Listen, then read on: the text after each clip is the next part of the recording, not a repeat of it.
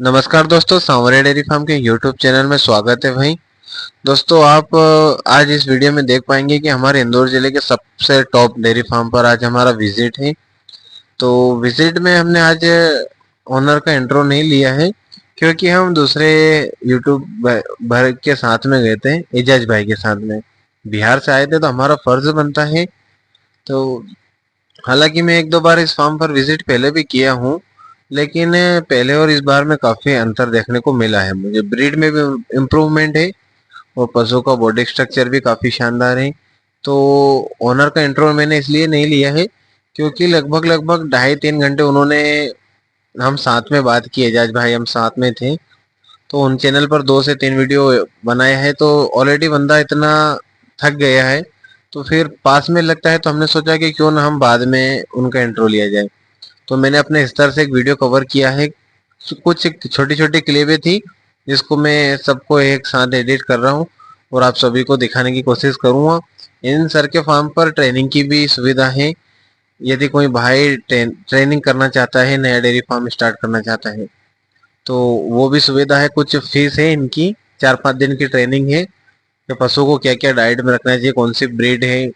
और देख पा रहे हैं आपके पशुओं को 3 टाइम मिल्किंग होती है। सॉरी, लगभग लगभग 60-60 लीटर तक की गाय है इनके पास, तो 3 टाइम मिल्किंग होती है। और पूरा ऑटोमेटिक सिस्टम में मिल्किंग पार्लर बना हुआ है। और ये देख सकते हैं आप, एक बुल रखा हुआ है इन्होंने। हर फार्म पर कुछ प्रॉब्लम्स रहती है, जैसे रिपीटर की। बाकी देखो, चूने पर हमारे पाँव को साफ करवाया, जिसके बाद ही फार्म में एंट्री हुई।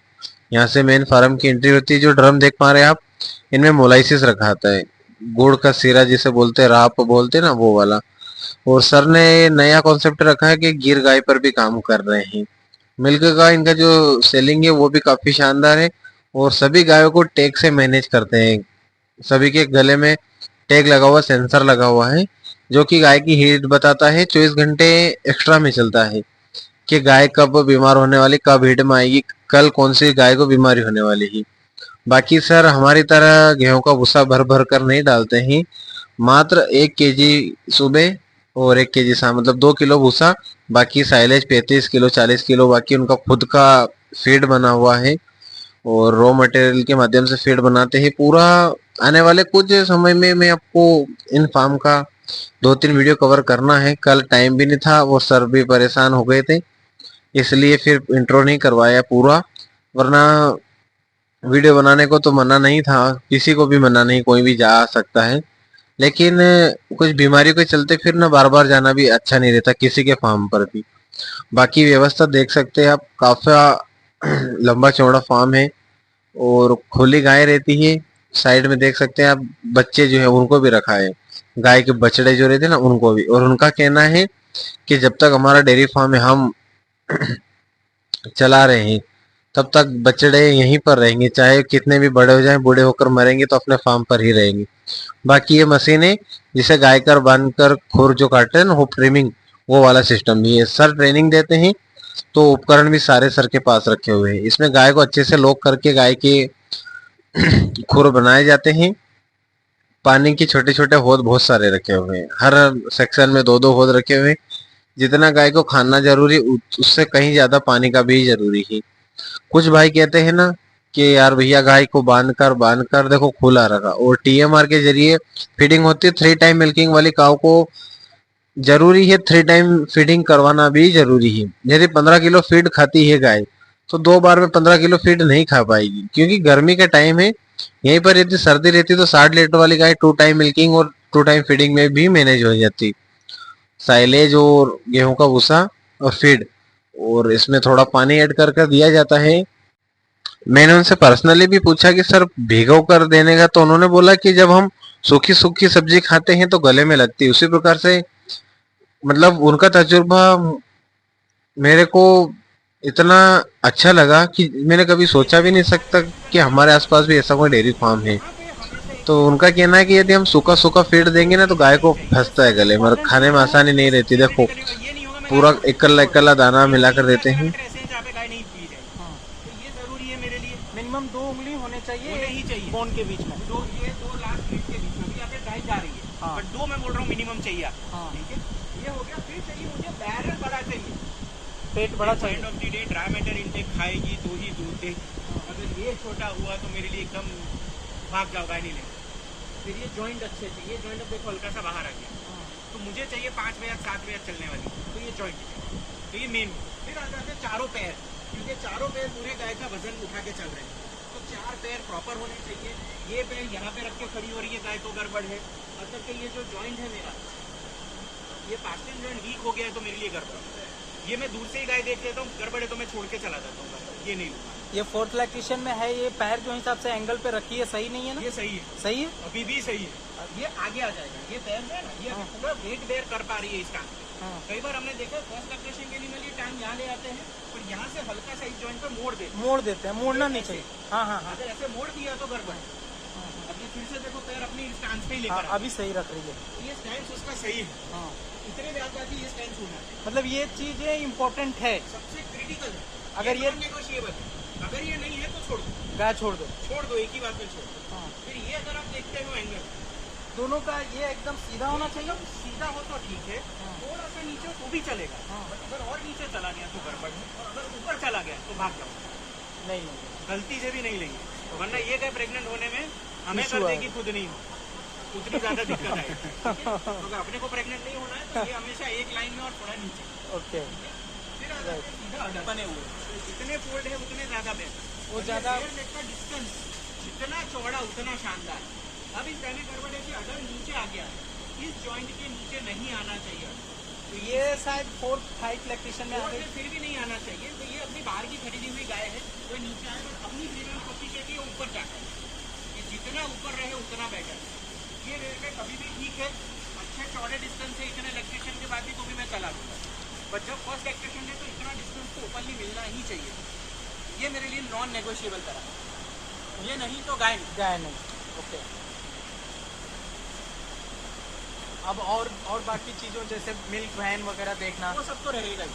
मिल्क वैन देखना है, अडर फॉर अडर कहाँ से शुरू होता है ये देखना है। इस लाइन के स्ट्रेट में आइडियली फॉर अडर होना चाहिए, उससे आगे आया तो बहुत अच्छा, उससे पीछे गया नहीं चलेगा, प्रोडक्शन में मज़ा नहीं आएगा, बहुत मार्केट लंबे टाइम तक दूध नहीं देगा। लंबे टाइम तक नहीं देंगे, ज़्यादा क्वांटिटी भी नहीं प्रोड्यूस करता है।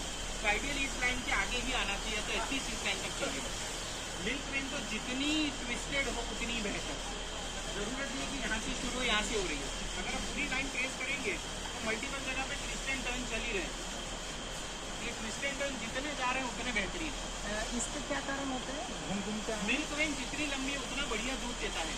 अच्छा। फिर अडर के ऊपर भी आप देखा तो इसको भी इस लैक्टेशन में यहाँ पे वेन्स है, कितनी सारी वेन इसके स्ट्रक्चर पे है। हाँ, बहुत इतनी वेन्स होने की वजह से बहुत अच्छा दूध, इसका रिकॉर्ड अपने 42 का पीक गया हुआ है। हर लैक्टेशन की एवरेज 7,000 साढ़े 10,000 के बीच में देती है। 8,000 इसका बेस्ट था थर्ड लैक्टेशन। 4th में चल रही है। प्रेग्नेंट है अभी, तो अभी 50 ड्राई है? ड्राई है? ये ड्राइंग हुए चल रही है। ड्राई अभी कर इसका दी। दूध कम किया हुआ 8 लीटर पे आ गई है। अभी एक बार निकल रहे हैं 8 लीटर पे आ गई, जल्दी ड्राई हो जाएगा। अच्छा, कितने महीने की प्रेग्नेंट हो गई? ये अभी हो गई है 6 महीना प्लस। 6 महीने, 180 दिन मतलब 6 महीने से स्टार्ट कर देते हैं। 180 डेज से स्टार्ट कर देते हैं। 150 में स्टार्ट कर देते हैं। और लास्ट में अभी हम ड्राई की ट्यूब यूज़ कर रहे हैं, तो हर टन में एक ट्यूब छोड़ रहे हैं। अभी हम लोग कैप्राबिन यूज़ कर रहे हैं, MSG का। MSG का कैप्राबिन ओके, तो इसको चढ़ाकर छोड़ दिया जाएगा लास्ट छोड़ दिया जाए। अभी और 3-4 दिन लेंगे, अभी एक टाइम ले रहे हैं, अभी 2 दिन में एक बार लेंगे। जो आपने करैक्टर बताया, अगर ये सब करैक्टर सब कुछ सही है तो उस गाय का फर्स्ट लैक्टेशन में दूध क्या रहना चाहिए इतने करैक्टर पे?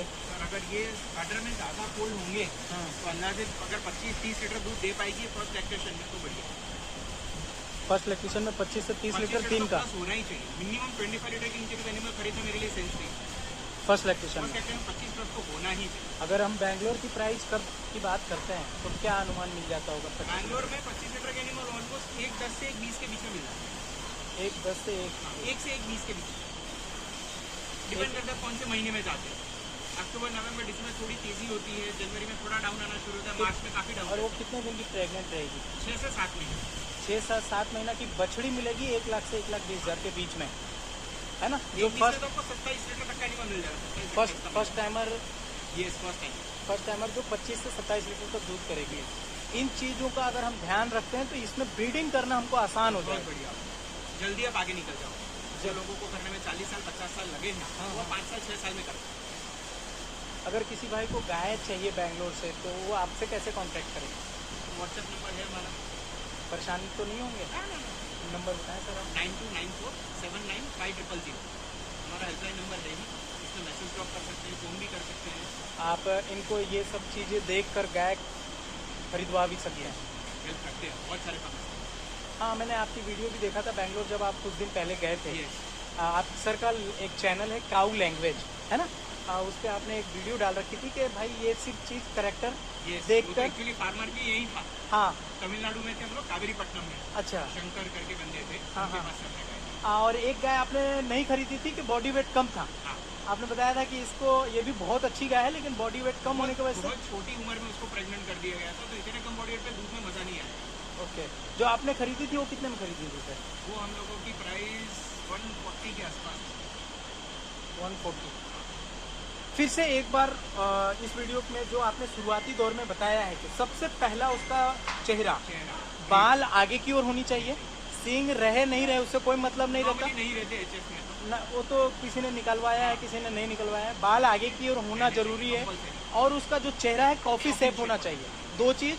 तीसरा, ये जो बोन हड्डी के गैप है, 2 रिब का लास्ट की 2 रिब के बीच का 2 रिब के बीच में 2 उंगली मिनिमम कम से कम गैप होना चाहिए। चौथे पे जब हम आते हैं तो उसका अडर लेग के बीच के हिस्से से ऊपर होना चाहिए। इससे ऊपर होना चाहिए। Yes. पीछे के बाद चून साइड होना चाहिए। Yes. ये तो फर्स्ट लैक्टेशन के प्रेग्नेंट में नहीं देखने मिलेगा। मिलेगा। कैसे मिलेगा? वो तो छोटा सा रहेगा, कितना सा रहेगा ऑर्डर? एकदम छोटा सा रहेगा। ऑर्डर बट धीरे धीरे फैलना शुरू हो जाता है। हाँ, लेकिन हाँ यहाँ से पता चलता है कि कितना फैलेगा, कितना फैलेगा। यहाँ से जितना ऊपर का ये ओपनिंग है, तो ये जो पैर के बीच में ओपनिंग देख सकते हो, और ये मैन्युअली फील करना है तो हम लोग क्या करते हैं, पकड़ के ऊपर जाते हैं। हाँ हाँ हाँ हाँ, यहाँ पे स्किन चेंज होनी समझ जाते हैं, यहाँ तक ऑर्डर जाए, यहाँ तक अडर जाएगा। ये एक समझने की चीज। वो आराम से समझ सकते हैं। आपको दिखाएंगे ना कुछ फर्स्ट लैक्टेशन की। तो चलिए मैं थोड़ा बैंगलोर की आई हुई है। देख लिया जाए। बैंगलोर से आई है? अभी बैंगलोर से ही है, ये 1.5 महीना हुआ मेरे पास। तो दोस्तों इस वीडियो को यहीं पर एंड करते हैं। आशा करते हैं आज का वीडियो पसंद आएगा। तब तक मिलते हैं कल नए ब्लॉग में, तब तक के लिए गुड बाय। और चैनल पर नए हैं तो चैनल को सब्सक्राइब कीजिए और नए माइक के साथ वीडियो डाल रहा हूँ कैसा, कमेंट के माध्यम से बताइएगा जरूर। धन्यवाद।